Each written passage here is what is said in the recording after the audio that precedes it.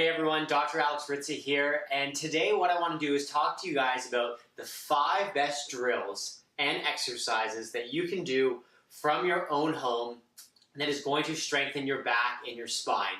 And specifically when I say the back and the spine, I'm not talking about doing rows or lat pull downs or other exercises that are going to strengthen the rhomboids, the lats, and some of the other back muscles. We're going to be talking about exercises that you can do at home to actually strengthen the spine muscles that travel beside the spine, that are going to keep your spine healthy, that are going to give you the best chance for a good, upright, stacked up posture and structure, and that you can do from your own home and going to give you the best chance of having a good, healthy back. So let's get on with it. The first thing we're going to do is we're going to go over the bird dog, and then we're going to go over a few other drills. Now, the bird dog is your good universal back strengthening drill for core strength.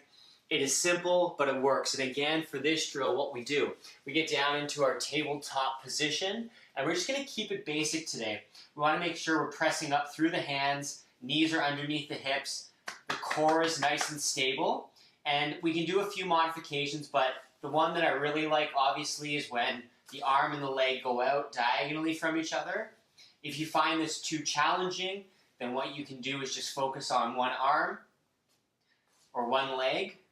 And if you find this too easy, then what you can do is you can go up into a beast position or a quadruped position, and then you can do it in this position. And that's very challenging. You'll notice at the end, I'm holding it for around 1 second, and let's do one from this angle so you can see. Good. So you notice that the arm and the leg go straight back, and then if I had a cup of water on my back, it would not move. The next thing that I want to do is going to be a bit more of a focus on the mid-back, and it's called the reach back, and it's one of my favorite drills for strengthening the spine. We're down, sitting on our heels. Our hand is out. Let's do it this angle. Our hand is out in front of us. I always remind people that you can imagine like you're a sphinx in Egypt, but you bring one hand towards the middle, the other hand goes on your mid-back, or sorry, on the small of your back, and you rotate up towards the ceiling, holding for a second, bring it back down, rotate up towards the ceiling, bring it back down, and you should do 8 to 10 repetitions on that side, and then reach back on the left side. If you notice that this bothers your shoulder, what you can do, hand on the back of your head, looking where you want to go, reaching up to the ceiling, bring it back down, and one more from this side, bring it back down. So the reach back's really good for building mid-back strength, thoracic mobility. The next drill I really like is called the reach, roll, and lift, which is also excellent for shoulder health because it's going to give you good control of your shoulder blade. We're in a similar position for the reach, roll, lift. We've got our hands down here. We're kind of in that sphinx position, but hands are a bit back. And what we do with the reach, roll, lift is just that. Chin nice and tucked, reach forward, turn the hand up, lift. You'll notice that the spine moves a little bit into extension, but there's not a lot, mainly isolating the shoulder. This will activate the shoulder blade muscles, but it'll also activate some of the spine muscles as well, from the base of the neck down towards the mid-back. From this angle, you'll see that reach, roll, lift, forward reach, roll, lift, and then the same thing in reverse, forward reach, roll, lift, and back down. Great exercise for shoulder blade strength, for getting the shoulder blades rotated back a little bit, and also for strengthening the spine. Now, the last 2 drills are better at the gym. They are deadlift modifications and a kettlebell swing. But what you can do is you can also do them at home. So the kettlebell swing is a little challenging to teach, but what I liken it to, actually let me take a step back. Kettlebell swing, difficult to teach. The thing that you have to have down is you have to be able to hinge at the hips. And if you can't hinge at the hips, you can't do it. So that's where if you're having trouble with the hip hinge, you want to go back and look at our corrective exercise video 1 that's in the movement curriculum. check that out. But if we're going to teach the kettlebell swing, we have our nice large rehab weight here with the kettlebell swing. It's working simply in this motion, repeatedly hip hinging. And so people often get stressed out and confused about what the arms should be doing. And the arms you can think of as just dead weight. They don't do anything. But what we want to do is we want to use our hip hinge to generate some movement in the kettlebell or in the weight. And the weight is moving solely because of what's happening in our buttock and our back. It's the hip hinge that brings the weight forward, and as the weight starts to fall, we hinge backwards. So, hinge. Now you'll notice that when I follow through, I don't overarch the spine, but I do thrust the glutes at the end, making sure that the spine is engaged, is braced, but does not hyperextend.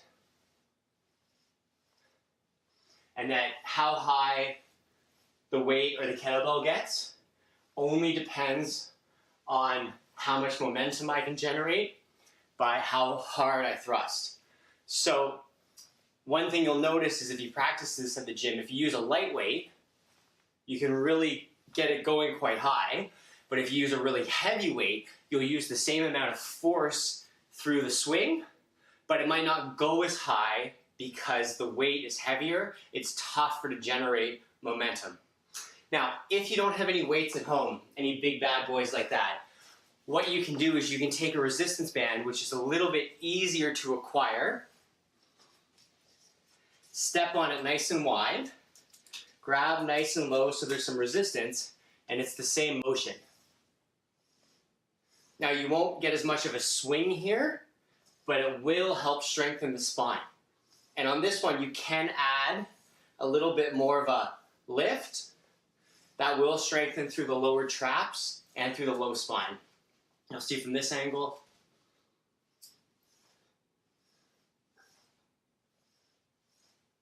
Good. The lower you grab, more resistance, more challenging it'll be. And this one I have so much resistance that I'm afraid if I yank any harder, I'm going to snap that thing in two. So that's the kettlebell swing. And then it's really similar, of course, to a deadlift where we're pulling a bar from the floor and then bringing it back down. Now, most of us don't have a deadlift bar at home. So what we can do instead is add a challenging core exercise to this and do a single leg deadlift with a weight or with the resistance band. So the single leg deadlift, leg up and off, and then we hinge through the hips. Hinge through the hips. As I bottom out through the hip, I don't want to curl through the low back, so that's as low as I want to go, and I bring it back. I send the hip backwards, hinging through the hips. My low back, I don't want it to curl forward. At this point, it's nice and neutral, and back. And by having this weight out here, you're going to challenge more of the muscles through the low back, and also through the upper part of the spine, counterbalancing this weight. Start again. With this, you'll notice that if you focus on one spot and actively tighten the core, you will have much better luck with your flexibility, with your balance. And from this angle, weight, opposite side of the foot, hinging down. You can have a little bit of a bend in the knee, but generally you want to keep that leg as straight as you can. The more weight, the more challenge it's going to be for the back and for the low back muscles. Again, you can do this drill, same thing, using a resistance band, stepping on it, getting a little bit of resistance, and then coming down and coming back up. Now you'll notice when I get down here, there's too much slack, I'm not getting enough resistance out of it, so I have to grab a little bit lower. Good, that's perfect there. You'll notice at the end, you might not notice, it is tight, but I can feel some resistance pulling me down, and so I know when I bring it back up, it's going to generate even more. So those are my 5 favorite drills that you can do at home to generate strength in your back. Somebody messaged me on Instagram asking me that question. I hope these drills are helpful to you. If you have any questions, you let me know. Go download that movement curriculum. That's going to give you the corrective exercise part 1, the skills that you're going to need to control and protect your spine. And then when you master those, you can add these 5 strengthening drills to your regular routine, whether it's at home or in the gym, adding more weight as you get a little bit stronger or more resistance on the resistance bands. Thank you guys for watching. I hope you have a wonderful day, and I will see you soon.